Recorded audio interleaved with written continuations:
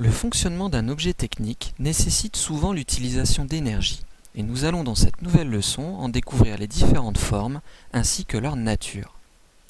Tout d'abord, énergie vient du mot grec energeia, qui signifie force en action. En fait, l'énergie, c'est la capacité d'exercer une force.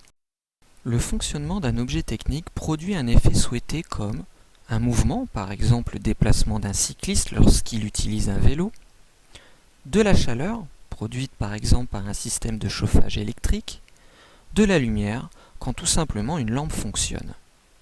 Ces effets obtenus nécessitent de l'énergie qui peut être de différentes natures suivant son origine, sa forme ou les transformations qu'elle subit.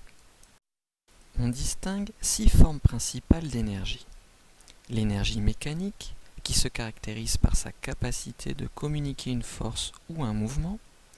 L'énergie électrique, qui se caractérise par sa capacité de transférer des charges électriques.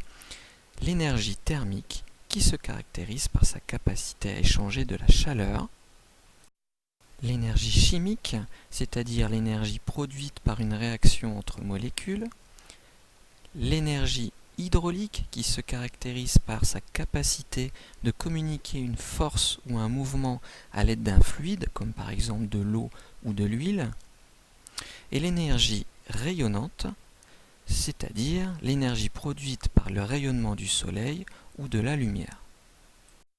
Ces différentes formes peuvent regrouper des énergies de différentes natures, qui elles-mêmes dépendent de leur source, de l'origine de l'énergie, c'est-à-dire d'où elle vient. Elles peuvent donc provenir de matières premières, comme par exemple le charbon, le pétrole, l'uranium, le gaz ou le bois. Mais elles peuvent provenir également d'éléments naturels, comme par exemple le vent, l'eau, le soleil ou la terre.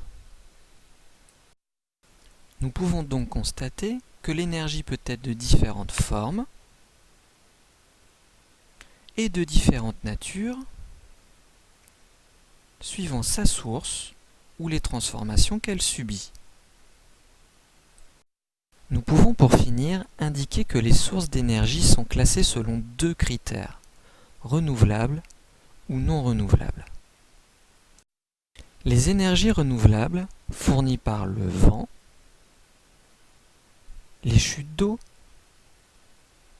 le rayonnement du soleil, le bois ou la chaleur de la terre se renouvellent naturellement après avoir été consommées et donc sont inépuisables. Alors que les énergies non renouvelables sont les combustibles fossiles qui sont issus de matières vivantes ou végétales comme le pétrole, le gaz, le charbon et de l'énergie d'origine nucléaire. Les réserves en énergie fossile disparaissent plus vite qu'elles ne se renouvellent. En fait, la constitution de ces gisements a pris plusieurs siècles. Elles vont donc disparaître, comme le montre la diapositive suivante. Nous pouvons constater que les réserves en charbon seront épuisées dans 218 ans, en pétrole dans 41 ans et pour le gaz dans 63 ans. Il s'agit donc d'un véritable défi pour l'homme qui doit trouver des énergies de substitution. Cette leçon est maintenant terminée. Bon courage pour le quiz et n'oubliez pas que le professeur pourra répondre à vos éventuelles questions lors du prochain cours. Au revoir.